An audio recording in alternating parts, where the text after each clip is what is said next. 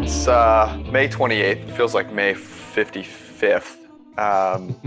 This is the PFF Forecast. Got some good stuff today. We're going to do we were going to have a guest. It was Thursday guest day, but the two that we were planning on kind of got things fell through. We'll have them next week. So we're going to do the AFC North, continue on with some previews. That'll be a lot of fun. We're going to talk O-line, whether O-line coaches matter. And then this is going to be fun. At the end, we're going to list off some players, talk about some players that we irrationally loved and maybe still think have a chance, despite the fact that they have no chance to be great. So this will be fun, man. Let's rock.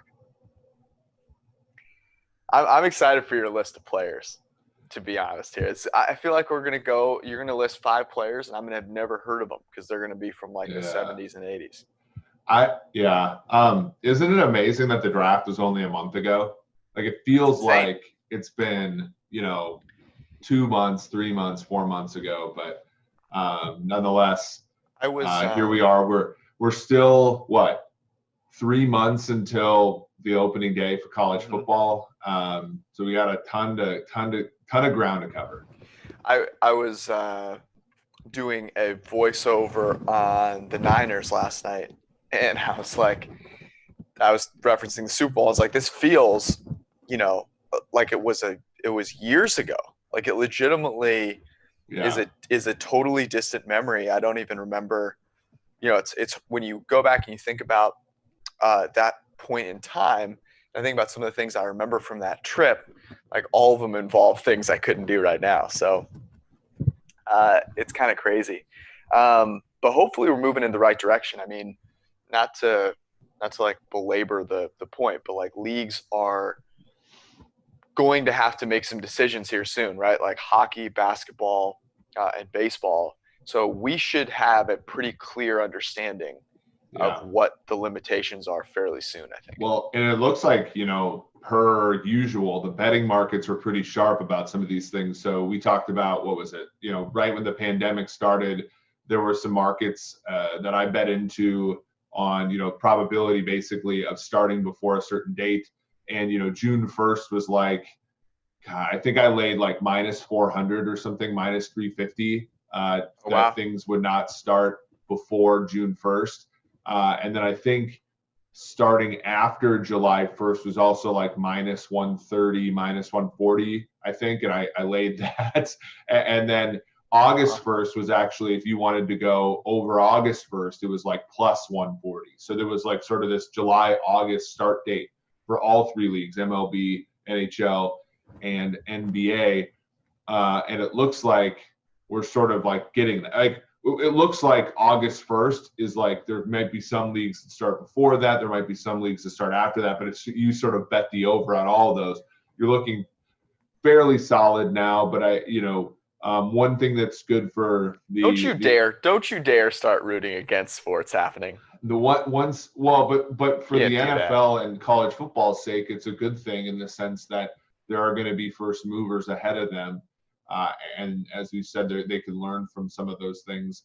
And it even looks like, for example, the WNBA will start and be abbreviated as well. So, some good news.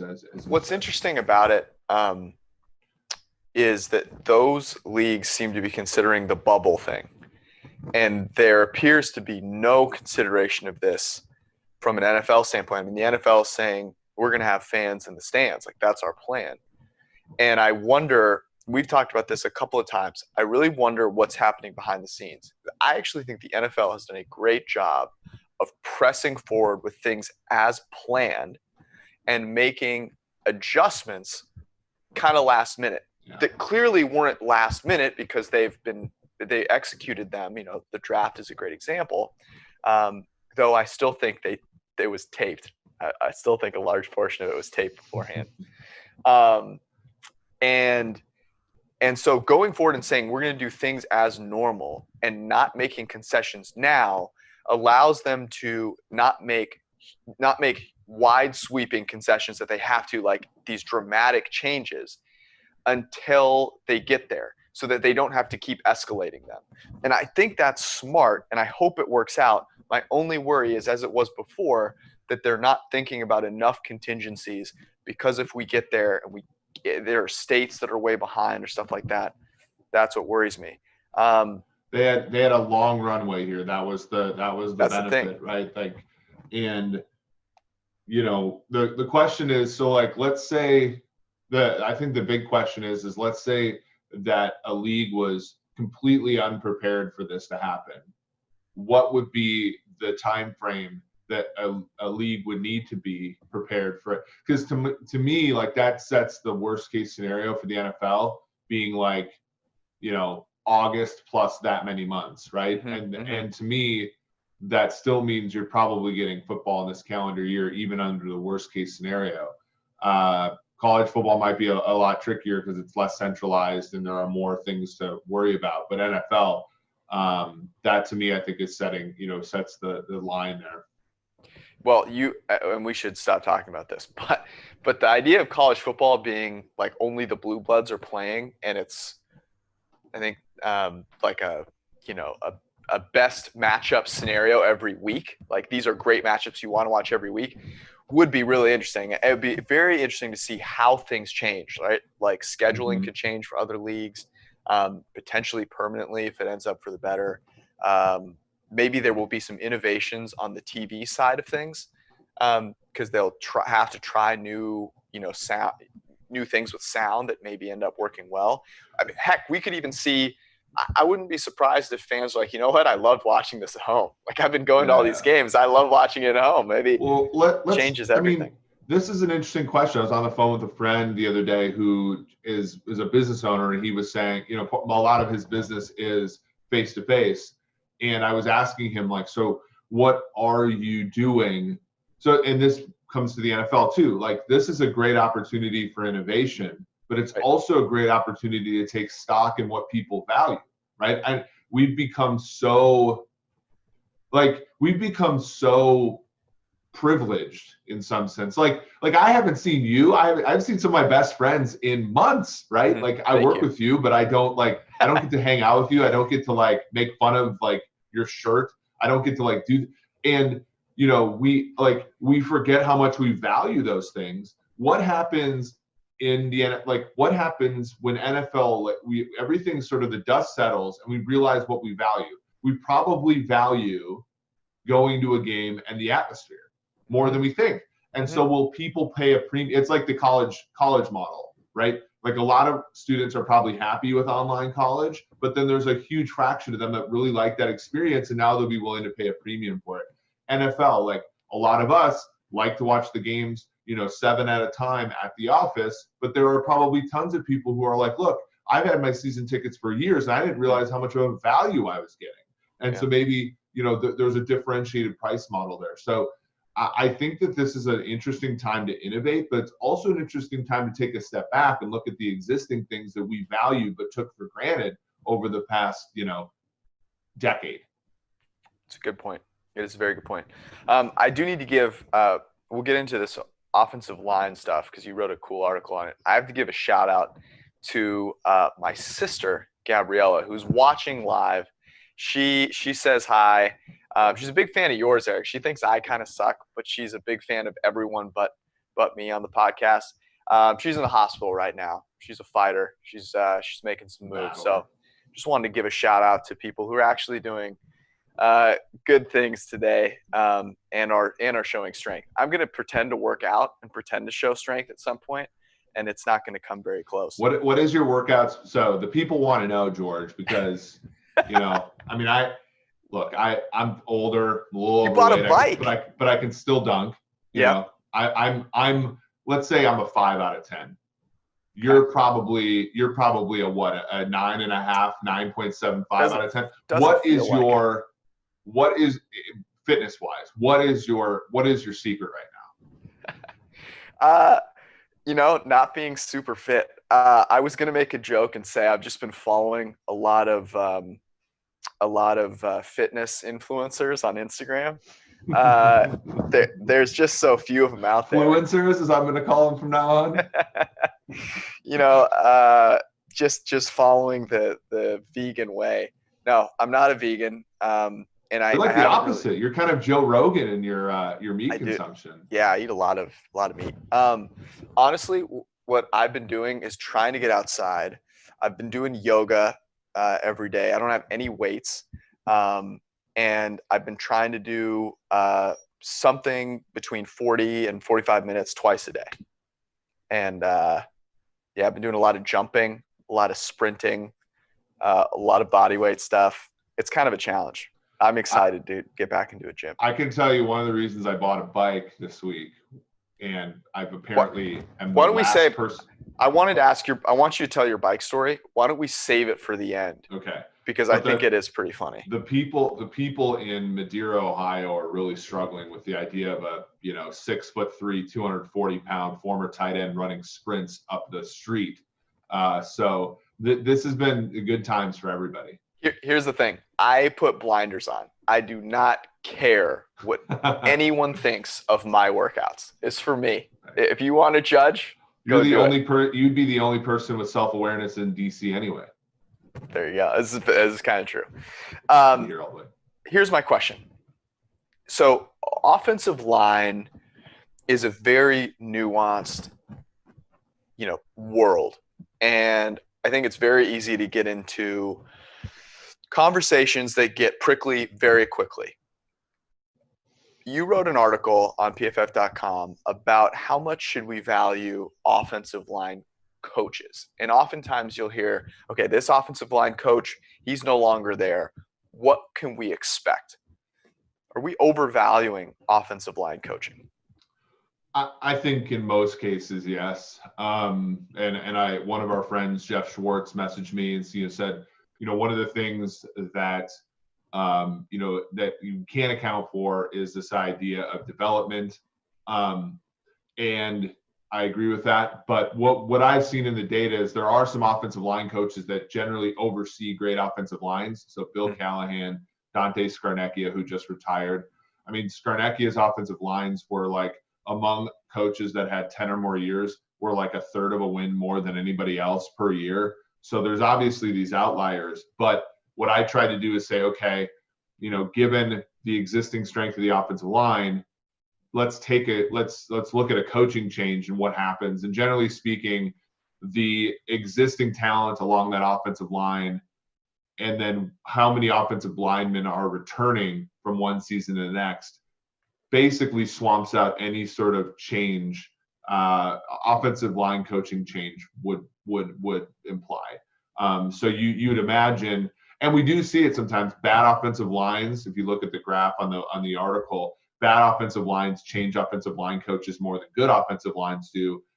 But most of the increase or decrease in performance is due simply to regression and not to the causal effects of an offensive line coach change. Yeah, in some ways.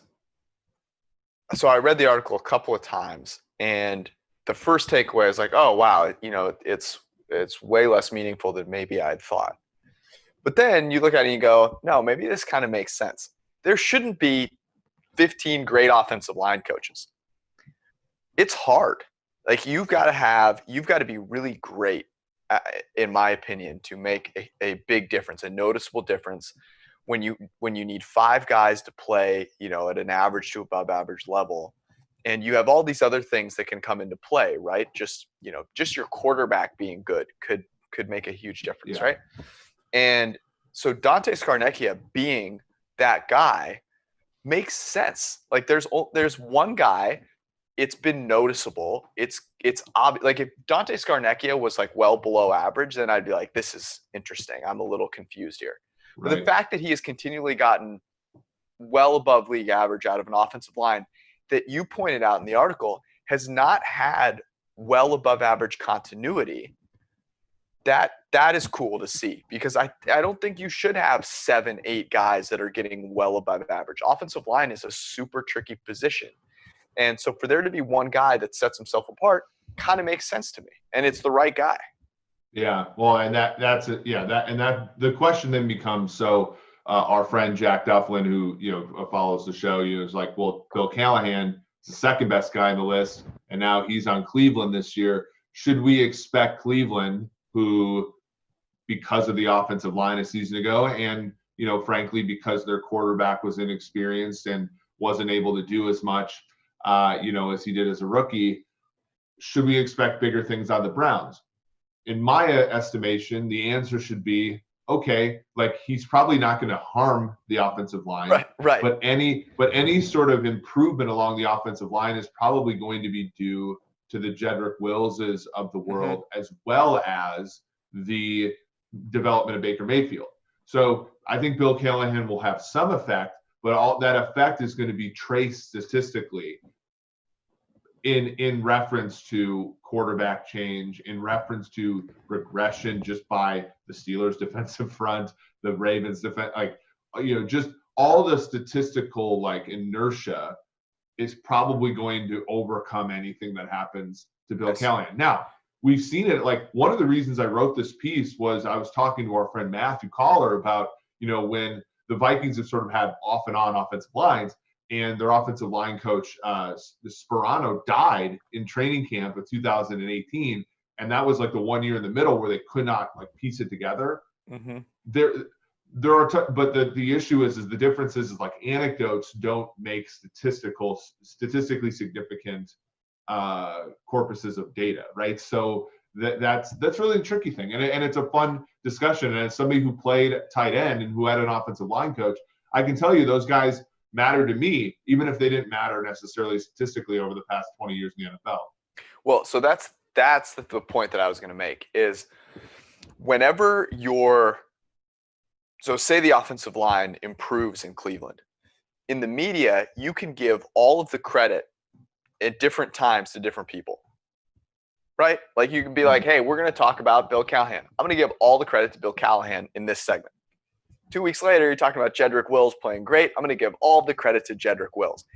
End of the season, you're doing a Baker Mayfield piece. It's like his leadership was tremendous.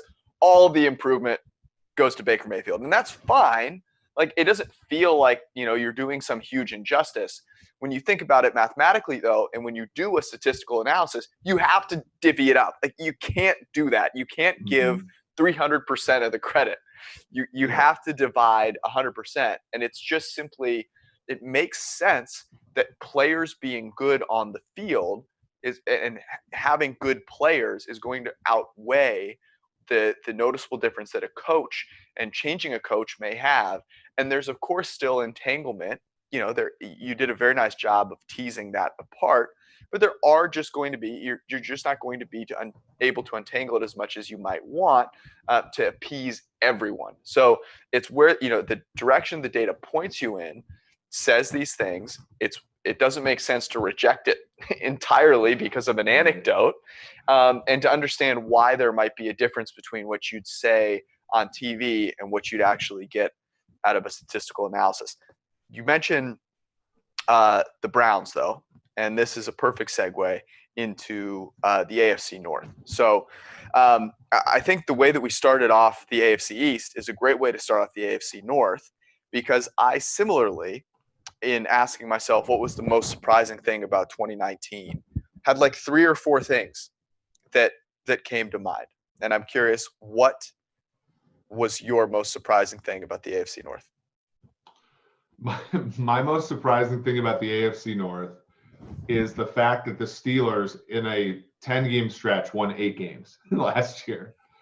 Despite the fact that every single one of the quarterbacks, now Big Ben obviously played a game, he played a terrible game and a series or two, but all 3 of their quarterbacks were below replacement level last season in terms of PFF WAR.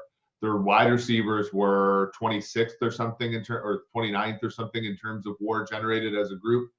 They, on offense, that you look at their most valuable players and you had to get to player 9 before you saw their most valuable offensive player. Yep. They won 8 games based almost entirely on defense. And to me, that was probably the most surprising thing. I thought you were going to end up with the Ravens. So that it bums me out, but also we picked basically the same thing, which was that the Steelers would have made the playoffs without a single good offensive player, basically. Yes. They would have made the playoffs under the new playoff system. And, when we look at each team and you go, okay, who's the most valuable player on this team? It's really hard for a team that doesn't suck to not have a quarterback as their most valuable player. Like we talked about this on Monday or on Tuesday with the Dolphins. Like Ryan Fitzpatrick was valuable. Like now the team sucked, but like the quarterback play is still that important. And the Steelers don't have a quarterback anywhere near it. I mean, you mentioned the ninth guy, but that's James Washington. Like it's not a quarterback. And so when you start to look ahead to this year and you go, okay, well, who are some teams that last year maybe were, kind of an afterthought that can make a huge jump? The Steelers have to be at the top of this list. And I'm still interested in whether we should, because you mentioned the defense, and defense is so unstable from season to season. So you look at the betting markets, for example, and the betting markets have the Steelers as the second most likely team to win the AFC North. And that surprises me a little bit because of all the changes that have happened for the good in Cleveland with, an offensive line kind of refresh there and a new coach. And the Steelers are the team that people, are more, they're ahead of the Browns there. Does that make sense to you, or do you still think the Browns should be ahead of the Steelers? I think the Browns are moving in a direction that's better than the direction the Steelers are moving. And here's why. I think, when you look at Stefanski represents such a come up over Freddie Kitchens, our boy. That to me, when you look at Mayfield, Mayfield still was worth 1.7 wins above replacement last year. I mean, there were so many things that went wrong, but he, I think, overcame some things, and that team wasn't great, but they beat, for example, they beat Buffalo, which is a playoff team. They had some, they had a tough loss against Seattle, which again was a playoff team. They beat the Steelers. Baltimore's number, to be honest. They beat Baltimore by, and then they had Baltimore on the ropes. They were in the lead in that game into the second quarter. And then, there was a lot good going there, and then they lost their best defensive player in the middle of the season. They built the defense from back to front. They've done a lot of things that we like. And last season was just tanked by the fact that the quarterback got into so many bad habits, probably as a result of the fact that Freddie Kitchens did him absolutely zero favors, the entire time. No, I'm bullish on them. I like that. Whereas Pittsburgh, people don't realize that Pittsburgh, when you look at Big Ben, he led the league in passing yards in 2018, and everybody says, well, that's a good thing. But they don't say the same thing about Jameis Winston. I think they knew Jameis was going to come up here. Yeah, and I think that and those two things, we anchor. But Big Ben graded like crap in 2018. Then they lost Antonio Brown, and I know that they got Deontay Johnson and James Washington to emerge a little bit last year. But he comes in here, and he played like crap early on last year, got hurt, comes back. What is he going to be like, right? What is he going to do? There's just a lot of questions. And then, yes, you're not going to get turnovers on the defensive side of the ball the way that you did a season ago, just statistically speaking. So I don't know, man. I do think the win totals here are a little low for us because they do, as we have in the show notes here, they have some of the easiest schedules in the league. Like Baltimore has literally the easiest schedule in the NFL per PFF Elo. Cleveland's got an easier schedule in Pittsburgh. Slightly, and then Cincinnati has the toughest schedule a bunch, but they're still only 22. I think you put all those together, and I think Cleveland laps Pittsburgh to a degree, and people are going to be surprised by it. Okay, but I'm gonna push back on that a little bit. So Baker Mayfield had a really interesting year last year, and I was surprised to see this. His grade from a clean pocket ranked 26th of 35. His grade under pressure was 5th out of 35. And what we know is that grade from a clean pocket is stable and grade under pressure is not. And so if you see that grade under pressure regress back to the mean pretty strongly, and, I would expect him to, be a little better from a clean pocket because he's got a better coach there. But that should give you some, there should be a decent amount of pause, I think, with Baker Mayfield, as much as we are fans of him coming out of college. And there's this, man, it's just like the Cleveland juju. Like they just can't stop Juju changing plays for things the around. Steelers, though. Right. So I don't get. Exactly. I mean, that's kind of like it's an apt word because of the fact that like Juju is on the Steelers, and the Steelers seem to have the opposite, which is they figure out ways to win more than they should, and the Browns figure out ways to lose more than they should. And I can't get away from that. And I think about some of the pieces for the Steelers, and so here are the odds. It's Baltimore minus 190. Pittsburgh plus 350, Cleveland plus 450, and the Bengals, who we'll talk about here in a second, 22-1. And if I look at some of the things about the Steelers, when I look at this division, I think about two wide receivers in Marquise Brown and Deontay Johnson, who I think whichever one of those, or maybe both of them, matures quite a bit, could go a long way to being a non-quarterback that determines what happens in this division. And the Steelers have Juju Smith-Schuster and James Washington. James Washington had his best season last year, and Juju was apparently pretty banged up and had quarterbacks who should not be starting in the NFL. So if you bring those guys back in, I think Deontay Johnson forced the most missed tackles of any wide receiver last year. I think he was tied with Debo. Like, that has the makings of a pretty darn good offense, where all of a sudden you look at the Browns and you go, yeah, I know they have more talent, but am I really sure they're going to put it all together? At least I've seen Big Ben do it before. I've seen Juju Smith-Schuster do it before. I've seen the Steelers do it before. I have not seen the Browns do it before. Ever. And I love their draft too, like Jedrick Wills, Grant Delpit. Like, those are fantastic. I really like what Stefanski does, and I'm curious, what you think will happen. Do you think that Stefanski is going to run a lot of what they did in Minnesota in terms of heavy personnel, a lot of play action, or was that more a result of their personnel that they had there and what Zimmer wanted to do? What do you think? That's a good question, because that's a really good question. I would say and maybe I'm being an apologist here, but I think that the fundamentals of that offense are good, and the bad things. So this sounds stupid, but like the bad things associated with the Vikings offense were attributed to Zimmer in my estimation. So the running too much on early downs, the generally speaking, just like dumping early downs, just the running.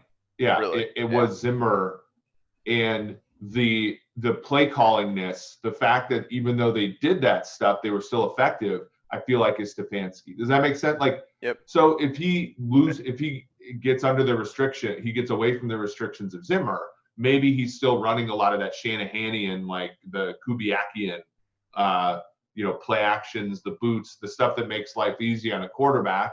The stuff that made like Matt Schaub, Sage Rosenfels, all those guys actually successful could work for Mayfield, who's a far more talented player. Mm-hmm. And maybe they don't dump as many expected points on early downs because there's not some head coach over there saying, look, Kevin, like, we got to be tougher. Like, the toughness quotient hasn't been reached yet. Right. I'm optimistic. I mean, and it's not so much in a vacuum. Like let's say that he was replacing an average coach. Maybe I'm a little less optimistic. Mm-hmm. He's not. He's replacing Freddie Kitchens, who basically said, look, I don't scheme up plays to try to fool people. I just play football, which is like the biggest cell phone of all time. I mean, he had Todd Monken on the staff, and Monken's like, he made Ryan Fitzpatrick and Jameis look really good in 2018, and they don't even consult him. He doesn't call the plays. He doesn't do, like, it was a mess. So you're not, if Stefanski's like a one standard deviation better than mean, or even a half a standard deviation above the mean, that might not be good enough for Cleveland to overcome everything, to overcome history. But Freddie Kitchens is like a -2, right? So relative to that, like, you're looking at, I think, something that could be a lot better in Cleveland, and they weren't that far away a season ago. They were a game or two out of playoff contention for most of the season. You know what I'm saying? Like, that to me is why I'm optimistic about the Browns. It's where they're coming from, not necessarily what they currently are. So here's an interesting thought. If Stefanski were so great, why isn't he the head coach in Minnesota right now? Because there's just got to be. It's got to be. They beat New Orleans in the playoffs. That's is that really it? Yeah. Is that really it? If they lose, think about that. If Dalvin Cook's knee doesn't hit the ground and Von Bell's touchdown counts, like Zimmer's the coach of the Cowboys and Stefanski's the coach of the Vikings, and we're the whole thing has changed up. Isn't it? I mean that's kind of what I was asking, because if he was, because I've heard, from different people that, Kubiak was a huge influence and Stefanski not as much, and Zimmer, it was Kubiak and Zimmer who were doing things, and Stefanski was there looking good on the sideline, and was the face of things and whatever. Handsome dude, by the way, which is, whenever you can up the handsomeness quotient, it's important. Well, and again, his play calling and handsomeness, I think, is relative to the man that was there before.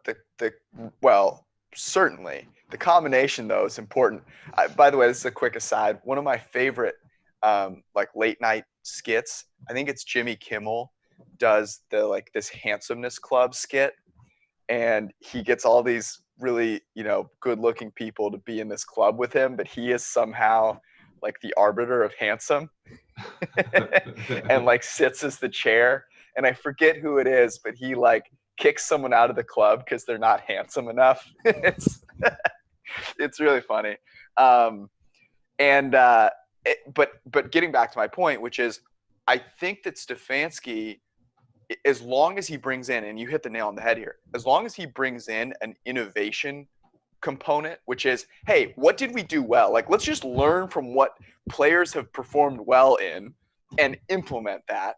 It's not, there's a certain part of it which isn't rocket science. It's just putting the situation in your favor.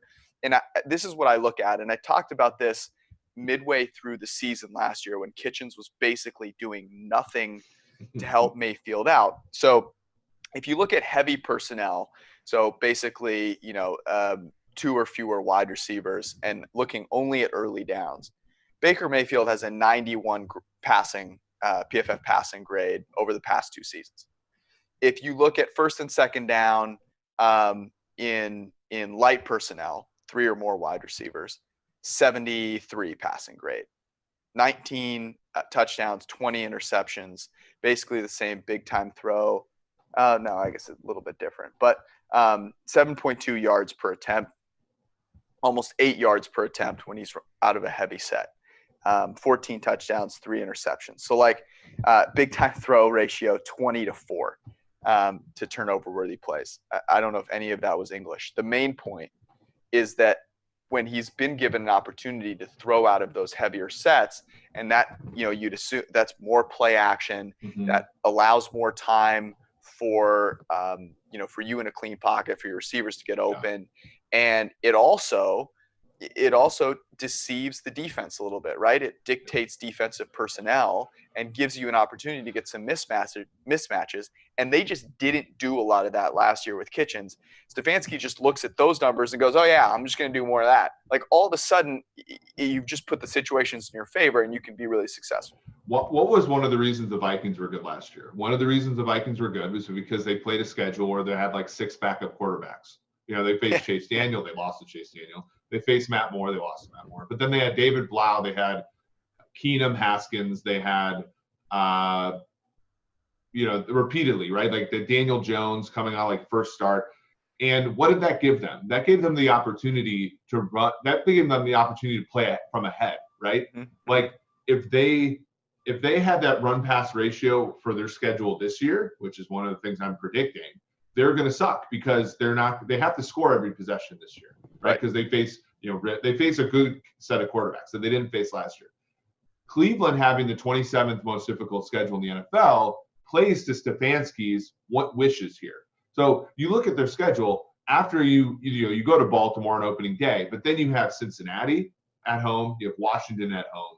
You have a couple teams where you can get out ahead of them, you can play the offense the way that you want to, and then Mayfield can have success.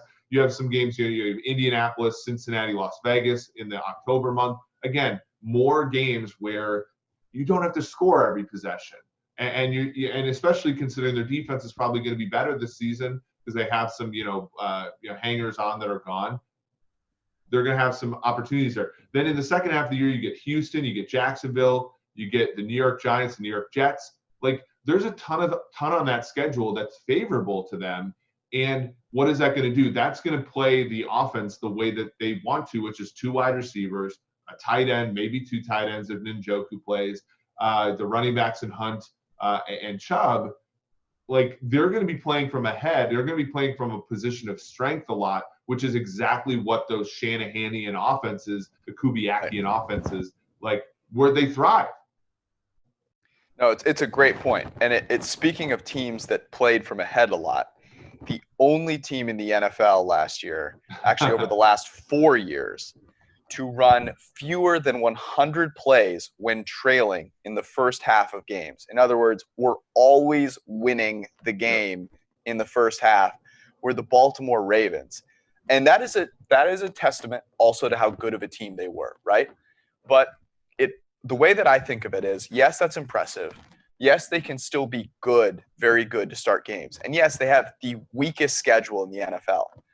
But it means that you know a little bit less about them when things don't go their way, right? Which we saw in the playoffs. And so, the Ravens are here. We've talked about how their win total is 11.5. We have their win total in our simulations about 10.5. And so that's a bet we would make. Is there regression something that actually scares you in terms of them winning this division? Yeah, so there's an interesting way to think about this betting wise. I think minus 190 presents a value in the division. Yes. I actually can't find that anywhere else, but bet online. You might be able to find it somewhere else. But a combination where you might want to bet the Ravens is win the AFC North at minus 190 and then under 11.5, because there's like a real good chance that they could do both. Yep. But there's and you sort of win one or lose type of thing. For me, when I look at the Ravens, I think to myself, what's different? So they're clearly one of 2 elite teams in the AFC. What's the difference between them and the other elite team in the AFC? And you look at sort of the distribution of their war. After Lamar Jackson, you get Earl Thomas, Marlon Humphrey, Marshall Yanda, who retired, Ronnie Stanley, and Marcus Peters. They're all sort of clustered in there at like a 20th of a win. You know what I'm saying? They're not a stars and scrubs team. They are a collection of very good players team. And when you collect the very good players together and you put the correlations in, that gives you 14-2. Now, I don't know. There's a rumor that they're looking to cut Earl Thomas. Obviously, Marshall Yanda retires and they replace him. Ben Bredelson, a draft pick. They had to always look good in our projection. So they're a smart team that replaces good players with good players. But if some of those things they don't stole work, Calais Campbell. They stole Calais Campbell. They got Derek Wolfe, who hates PFF but has been an okay player at times in his career. If some of those things don't work out. If some of those things don't work out, like the fall off, I think could be bigger. You know what I'm saying? And that's why when I look at the Ravens, I think they're clearly the class of this division.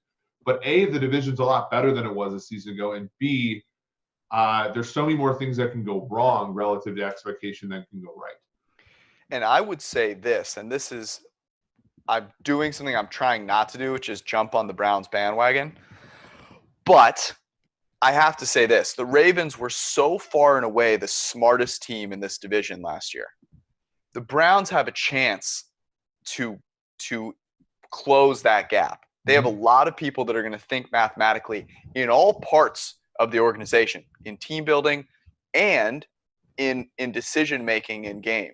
So that can be another edge that they had so clearly above the division that narrows. I want to get back to the point you made at the beginning because I think this is huge for the Ravens. So you mentioned, how their war was distributed. And for people that may be listening for the first time, wins above replacement is valuing what a player did across positions. So it says it allows us to look at, a wide receiver versus a quarterback and defensive tackle versus a guard and whatever. And if you want to read more on it, you go to pff.com. But you mentioned how void of value they had at the wide receiver position. And to me, this is all about Marquise Hollywood Brown. The guy was electric. He just couldn't get on the field. He played less than 400 pass snaps last year, receiving snaps last year. When he was on the field, he was really freaking good. His pass rating when targeted was, I think, 134, maybe 135. Dude is absolutely electric. If he can stay on the field and he gets an opportunity with Lamar Jackson now in this offense for a second year, the shift of where the value happens for the Ravens could simply shift, right? It was like, okay, we have these tight ends. Like Mark Andrews is all of a sudden a downfield threat. He had the most deep catches for them, 20-plus yards downfield, which is hilarious. Right. But that could just shift, right? And we could see, okay, Calais Campbell comes in, and he is an absolute stud. And so while they lose some of these pieces here, like Marshall Yanda and maybe Earl Thomas, they could pick it up because they've been smart. Patrick Queen comes in, provides some value. So it's not – I think the way that you said it is perfect. I would make that same bet, them to win the division and under 11.5. Yeah.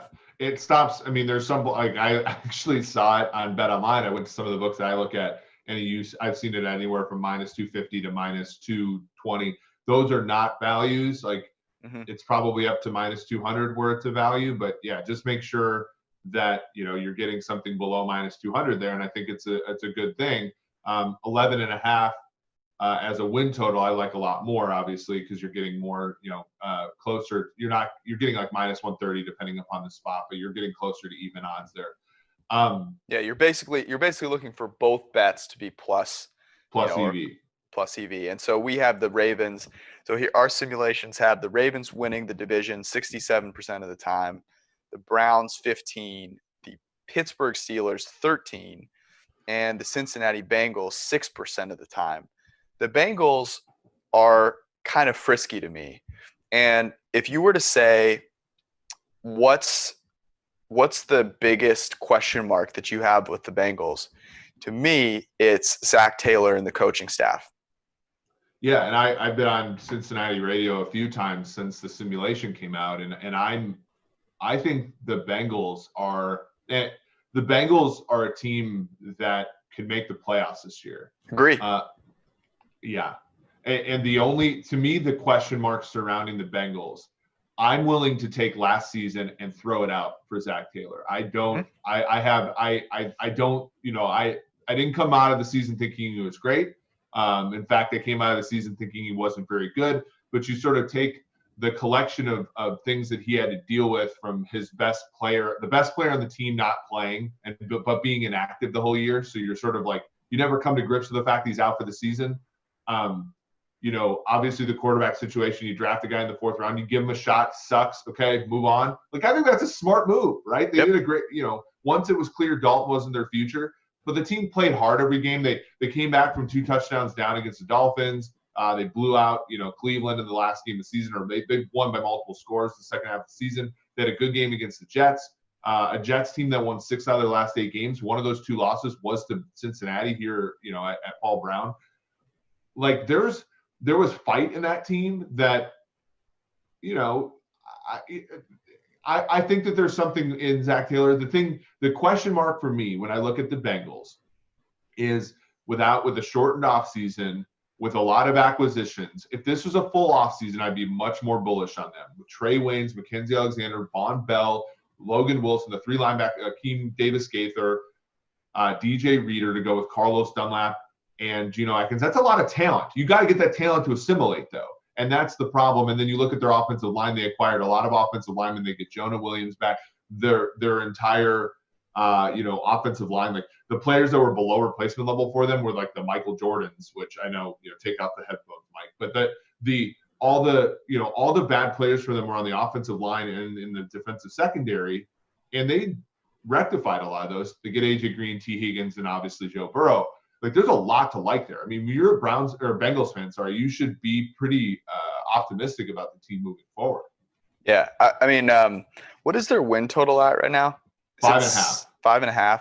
I mean, I think over is just an easy. Like to me, overs are not great plays in win totals, but for some of these teams that have talent and play below average schedules in terms of difficulty, go for it. You know, I was going to say that's unless it had moved up, that was going to be my favorite bet, I think, out of all of these, aside from what we just talked about with the Ravens, which is the Bengals could be a pretty decent team this year, and 6 wins does not seem out of the realm of possibility. And my question marks with Zach Taylor are really because of what I've seen in Los Angeles. Like, we just talked about innovation and how important it is to change your offense to suit what is working and like what your players can do and what opportunities they have. And the Los Angeles Rams are in like a scary situation where they really haven't, changed what Jared Goff has been asked to do. And yet his situations are changing dramatically. Like his average time to throw dropped from 2.85 to 2.65. They were still asking him to wait back there for 2.8, right? Like that's a problem. Yep. And if they're unable to take advantage of what Joe Burrow can do well, then that would be scary. That being said, for all of this, hey, the offseason is shortened, yada, yada, yada. Like the person I'm least worried about with that is Joe Burrow. Like this guy already played like a professional last year in college. The dude is certainly taking this offseason seriously. Like there's no doubt in my mind. Yeah. And I'm not worried about that as much as I am just how the coaches are actually going to run this offense, which is my big question. If he's good, if Joe Burrow is good, we're gonna see it almost right away. I mean, there's almost nothing there's nothing in my opinion that's there aren't that many ifs with him, right? The one question mark is Joe Brady comes in, asks him exactly what he wants to do. He says, okay, I want to run 5 wide and be able to have 5-man protections and stuff like that. And the Bengals are a little bit more of a McVay offense. Yep. And they're not like accustomed to that. But I mean, Zach Taylor's got to be thinking, look, I'm going to be here less long for a shorter period of time than Burrow is. So I better make this thing work. And I don't know, man. I reserve a little skepticism. Like I'm pushing the skepticism aside and thinking, okay, Zach Taylor is going to make this work because he sort of has to. It's Burrow. Burrow is the face of the franchise. He's going to be here a lot longer than basically everybody else.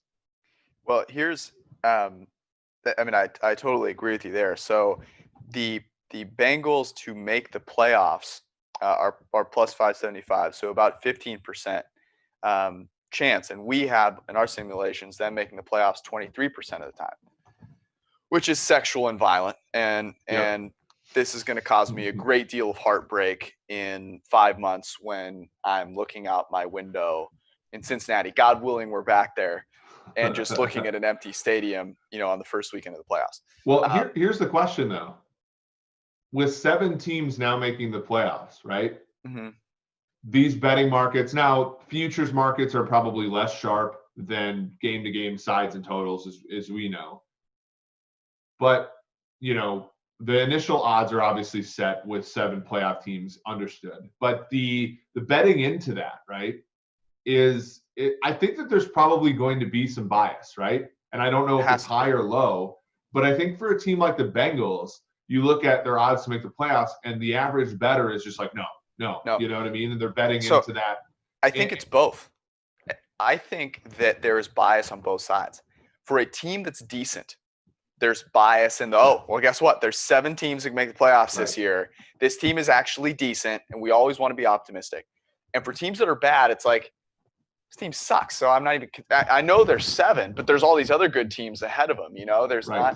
There's not as much of an acceptance of variance there. I think that's spot on. So then I think for teams like – I wrote this up for PFF.com. Teams like the Jets, the Dolphins, and the Bengals, like I think there's opportunity there.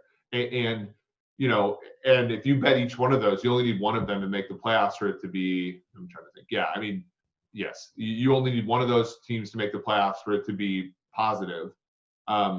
So do it. And the thing is we all like to see, like, look, man, like when you look at the AFC or the NFC last year, who are the two teams in the NFC Championship game? Right.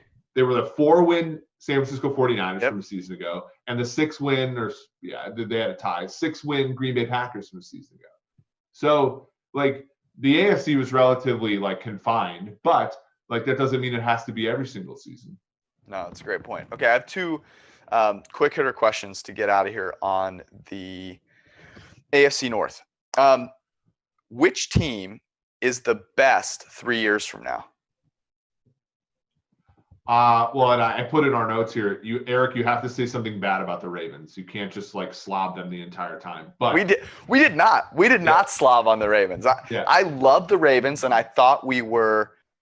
Look, there's few teams that I enjoy as much as the Ravens. Few players that I like as much as Lamar Jackson. I don't think we slobbed on them by any stretch. I think you could throw Pittsburgh out because. Okay. I think Tomlin earned it. So Tomlin earned himself how many years last year? Like 4 additional years? Yeah, probably life. I think he was probably the coach of the year last year. But there's nothing there after Big Ben, you know, and we know the quarterback controls everything, and we know Big Ben specifically controls a lot more than most quarterbacks, given that he calls his own plays and protects. But Aaron Rodgers will be the QB there in like 2 years. So right. I mean that's something you can't foresee. But I think Pittsburgh, you throw them out. I'm not high on Pittsburgh moving forward. Okay. Cleveland, the ownership there, it's tricky, right? But Cleveland has a lot going for it. To me, it's between the Bengals and the Baltimore Ravens. Wow. And here's the thing: we go to PFF.com. I wrote an article about quarterbacks and paying quarterbacks versus paying certain other parts of the team. Last season, the Ravens only put 33% of their salary cap into the offense. If Lamar Jackson continues to play well, they're going to have to put more into the offense. Which, what does that mean? That means less into the defense. That means less of playing from ahead, like what you described during the first half of games. That means more of the parameter space for Lamar Jackson is being searched, and probably more uncertainty. I think it's the Ravens, but I think it's a lot closer than we think. Okay. I mean, obviously the betting favorite should be the Ravens, but I'm going to make a case for the Browns in that we are drastically undervaluing Baker Mayfield right now because of what last season looked like. Yep. Our guy, that was my next point, was that they brought in people that we know and trust a ton. I think the hiring of Kwesi was fantastic. But overall, they've just done that through and through. Mm-hmm. And if I look at this, if I just say who has the most talent, the Browns have had the most high draft picks. Like it shouldn't be surprising that they have a ton of talent on this team. So I'll take a long shot in the Browns. I think that's really smart. And the question is always Mayfield, right? But at some level, we have to believe that Mayfield is as good as we thought he was, which could be the case or could not be the case, might not be the case. And I still think that, as much as we are prisoners of the moment and Lamar Jackson is freaking insane, like there are question marks with Lamar Jackson too. And we'll find out, I think, a lot more this year. Okay, last question. The most important player in this division for 2020 is who? The most important player? Yeah. It's Lamar. It's a different answer than I had for the AFC East, because the AFC East, in my opinion, is wide open. Kind of wide open, yeah. This division is not wide open. And the only way that it becomes wide open is if Lamar Jackson regresses substantially. And so that, in my opinion, that's why he's the most important and most valuable player in this division. Okay. I like it. I think the most important player, I really wanted to go non-quarterback here. So I'm going to go with Odell. Because now it's hard to make a case for a non-QB, but he has the potential to get in line and be a great teammate and really help Baker Mayfield both on the field and off the field. And if he can do that, I mean, he's so good. He's such a good football player. Like, I know I've talked about Marquise Brown and Deontay Johnson, like Juju Smith-Schuster. Odell Beckham Jr. is the best receiver in this division by miles. Like, the dude is insanely good.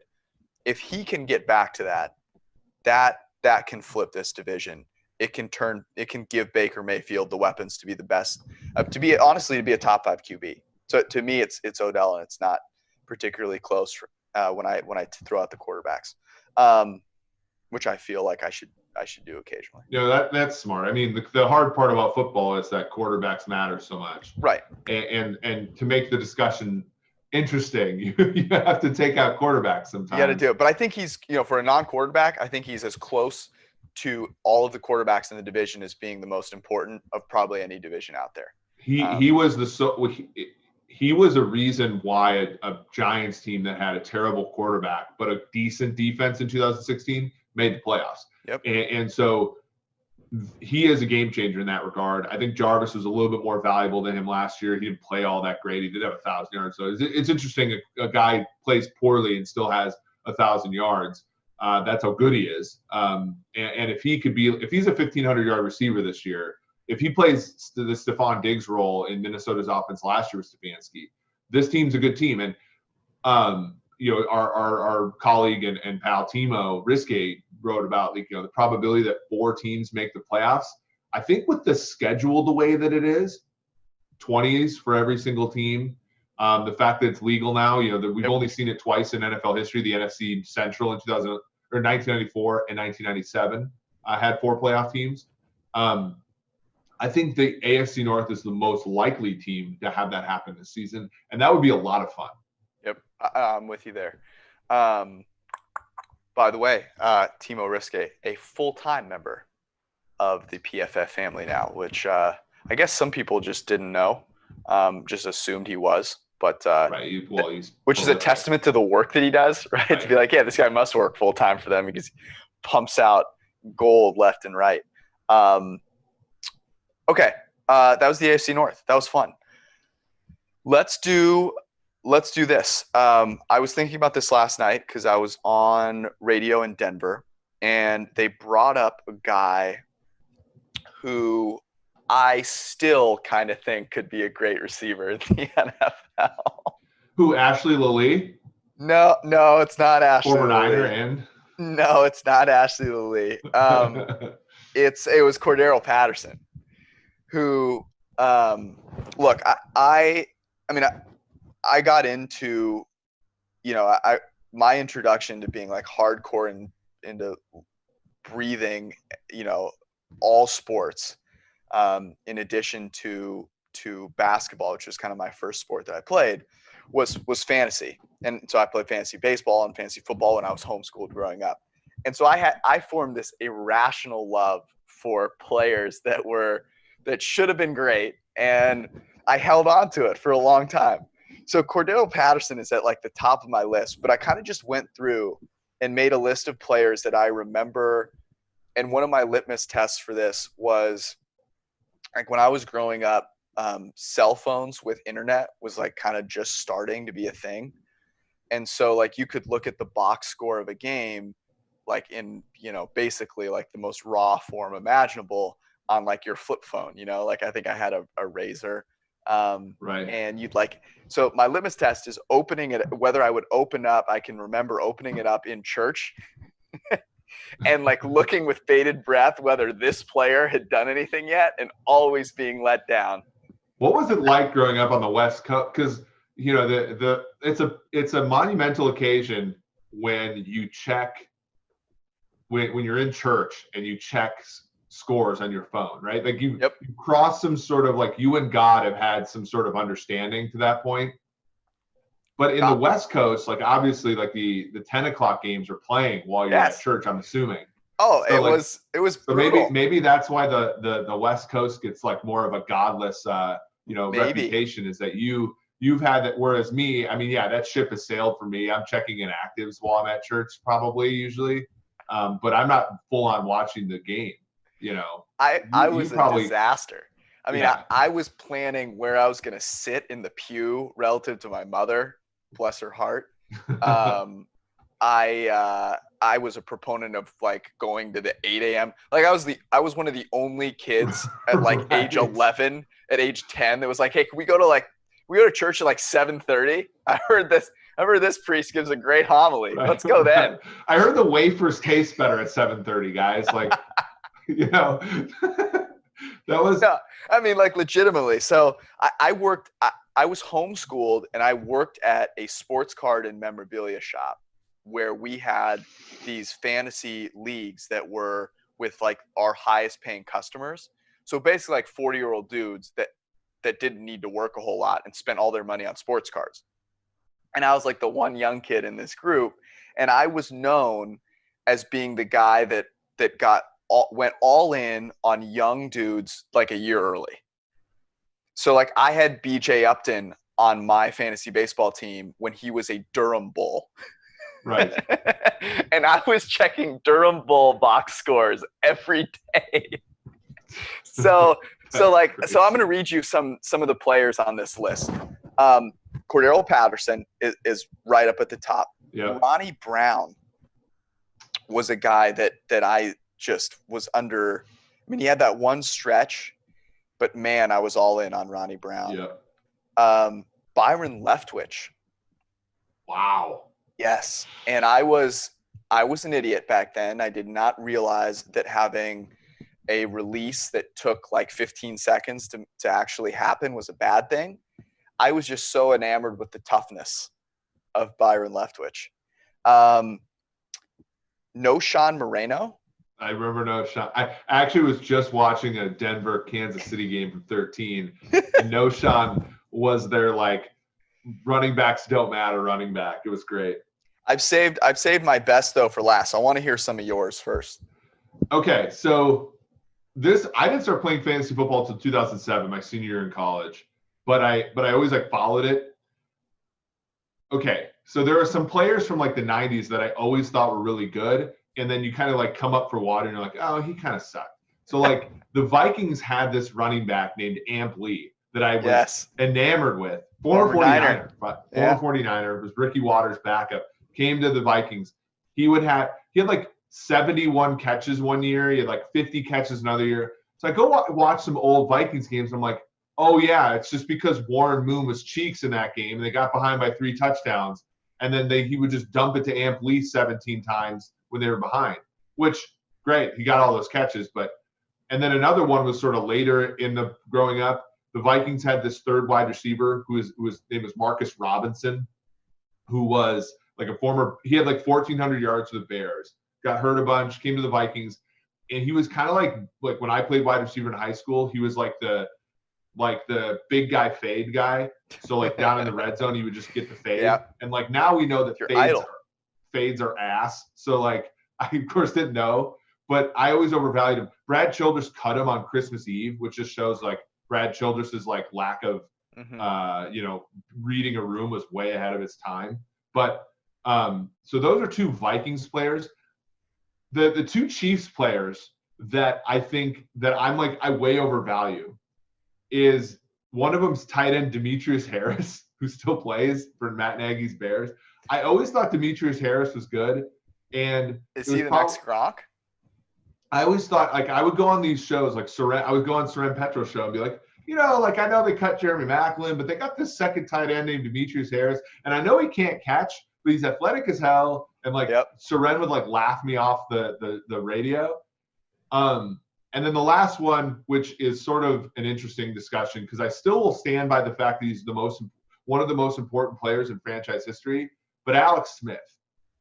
I will always consider Alex Smith better than he probably is. And that's because, and he tweeted at us the other day, I started being a Chiefs fan like 2010, 2011. If you have to watch Matt Castle and Brady Quinn play quarterback and that team go to the team in 2012 had 6 Pro Bowlers, Scott Pioli's last year, who went 2-14 because their quarterback was just butt cheeks the whole time. Yep.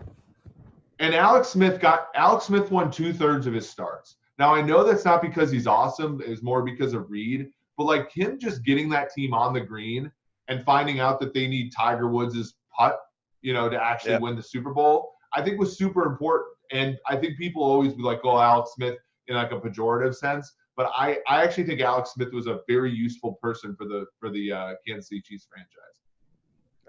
Those are good ones. Alex Smith is one that could have made my list, except that I've tried to black out. Right. I mean, he's mostly bad for the 49ers. He had a season and a half where he was good. Okay. You always have the New Orleans playoff game, though, which he was just absolutely dominant. This is true. Here's my Hall of Fame.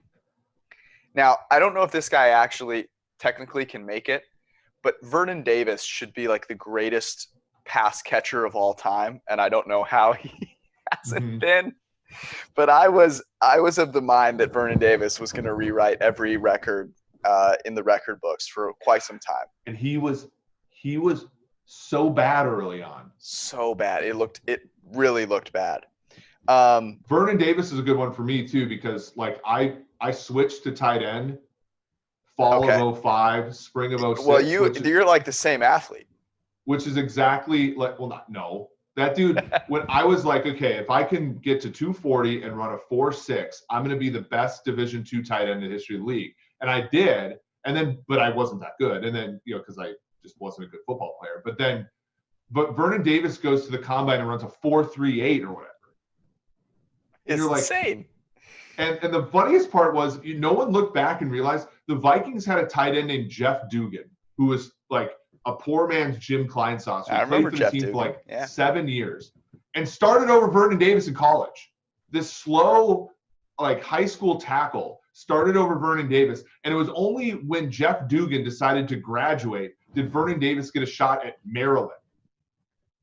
And no one was like, oh, maybe that means he's just like a good athlete, not a great football player. It was a weird time. Speaking of, also on my list, Matt Jones, Jaguars wide receiver. Yes. All in on Matt Jones. Well, he was elite at some things, but not football. Yeah. Consumption was an elite trait for him. And then the last couple here. So Tatum Bell makes my list. And then these two, I think, stick out in my memory more than anyone else. Benjamin Watson was a guy that for some reason I thought was going to be just – he had a Vernon Davis-like combine. He ran the 4.4. If you've ever watched that guy play football and you're like, he's not a 4.4. He's stiff as hell, but he did Bears the 4.4. Yes, exactly. And then the number one guy on my list is Charles Rogers. I know. Well, look, they drafted remember that year that the 3 years in a row the Lions with Matt Millen drafted 3 consecutive first-round wide receivers. Of course. I thought Charles Rogers, and he had a 3-touchdown game early on. His first game. Yeah, and I was I was kind of an idiot back then. I was like 3 touchdowns, it was 3 catches, 27 yards, 3 touchdowns. I was like, he's the Messiah. Anquan Bolden was a second-round pick that ran a 4.7 and was caught passes for 200 yards in that same game, and it took everybody like a half a year to be like, oh, this guy's like a 1,000-yard receiver with Josh McCown at quarterback. I mean, the Charles Rogers was one of those guys that I was peering at my phone and being like, please have a catch. No? Okay. Please, God, can I get a catch for my boy over here? He has more broken scapulas than catches. Yeah, it's pretty brutal. Anyways, I would love to hear some people's. So for next week, because we've been doing this with the reviews, a 5-star review with a couple of players that you irrationally love and maybe still believe in that have no business being believed in would be great. I'd love to hear some of those, and we'll get you a free membership or some swag. This was fun, man. I enjoyed it. I hope you're doing well over there and staying safe. You've got a new backdrop, which I really like. I don't have to go upstairs to record because nobody's at my house. Nobody's here. So it is actually refreshing to just kind of do everything in one spot. It keeps the house cleaner. Be safe on your bike. I will.